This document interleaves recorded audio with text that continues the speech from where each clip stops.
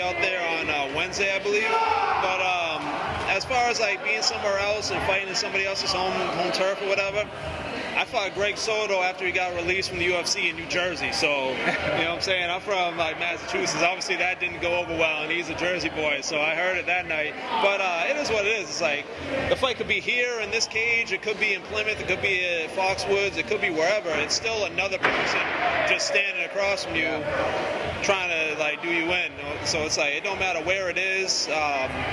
Half the time I don't even hear my own fans yelling and everything, being ridiculous, whatever they do up in the stands. So it's like I have a few people coming out there, but I don't know. Hopefully I can steal some London fans with my performance. But as far as like hostile territory and whatever, they can't come in there and fight for them. It's like that doesn't bother me at all. I've been doing this for too long to worry about it. Cruiserweight, the 185, it's like, hopefully it blows up more, because you see a lot of like great fighters in 185 in MMA. There's awesome fighters at that weight class also, like all over the world. So I'm looking forward to just challenging myself. Every fight just presents like another little equation I have to solve. You know what I'm saying? So it's like, but there's nothing, there's not like a huge cruiserweight Muay Thai scene. It's like most of the guys, obviously, I come from Thailand and everything, they're smaller. Most like the big stars in Muay Thai that people are like familiar with are in the smaller weight class, like 160 something and below. So it's nice to be in like one of the heavier weight classes that you tend to see in Muay Thai, and becoming, especially being American, it's like you don't really see too many American Muay Thai stars nowadays. It's like, there's a few that kind of went over to more kickboxing, like Joe Schilling went over to kickboxing, fight for Bellator. Simon Marcus is Canadian, but him as well, he went over to kickboxing. I see a lot of kickboxers, but not too many like Muay Thai guys, so it's nice being like, hopefully I can become more of a household name eventually as far as the Muay Thai scene goes, being one of the few guys in that weight class, especially being from America, to really like kind of put it on the map and help the sport get a lot bigger and help maybe more guys want to transition over and try their hand at Muay Thai. How many MMA guys have you inspired to want to, have rumored that they want to, even in No Boundary, want to give it a shot? Hopefully a lot, man. Hopefully a lot, because like I said, like MMA is such a popular sport that, like, even when I first started fighting MMA, it's like that was kind of all there really was, and that's like, it was a big thing. Everybody knows MMA. Everybody wants to be an MMA fighter.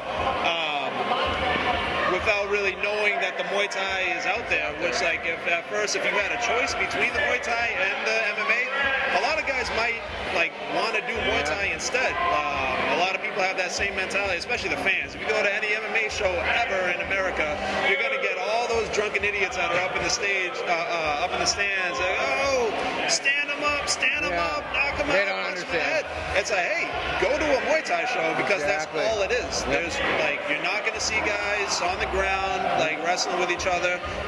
With MMA, obviously, like not too many fans, a lot of fans, but not everybody is going to be well versed in like the intricacies of jiu-jitsu, of the wrestling, of the positions, of the submission attempts and escapes and everything like that, where everybody understands somebody getting blasted in the head with a head kick and an elbow. So it's like there is a lot of intricacies of Muay Thai, like true Muay Thai versus MMA Muay Thai, a little bit different. There's a lot of things that I know now competing in actual real Muay Thai that I wish I knew when I was doing MMA, because I could have been slicing people up with elbows and everything. But yeah, it's like hopefully you see more guys come over to Muay Thai, because then they take their existing fan base with them. It's like if some of these MMA guys that have like existing fans and everything, they get on a No Boundary show or a Lion Fight show, all their fans are going to come with them. Fans that might otherwise never have been exposed to Muay Thai, they go, oh shoot, like I like this. This is very entertaining. The skill level is high. You see me hitting pads in here compared to these MMA guys. I know. It's great. But yeah, man, like the skill level is high, the action is nonstop. People in pro Muay Thai, people are getting gashed open by elbows left and right.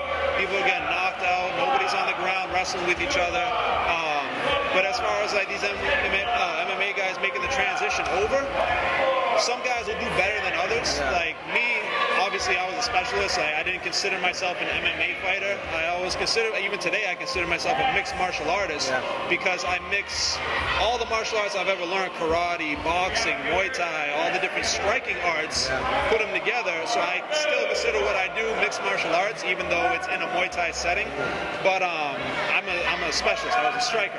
Some of these guys that might not be specialists, they might be more grapplers, or they might be more like of a wrestler. They rely heavily on their takedowns or even the threat of a takedown to get their like offense going in an MMA fight. They got to adjust some things to compete against like an actual like Muay Thai fighter. I was able to transition because that's what I've always done. All of my MMA fights, I've never tried to take anybody down. I just wanted to keep it standing the entire time and see if I can just pick you apart.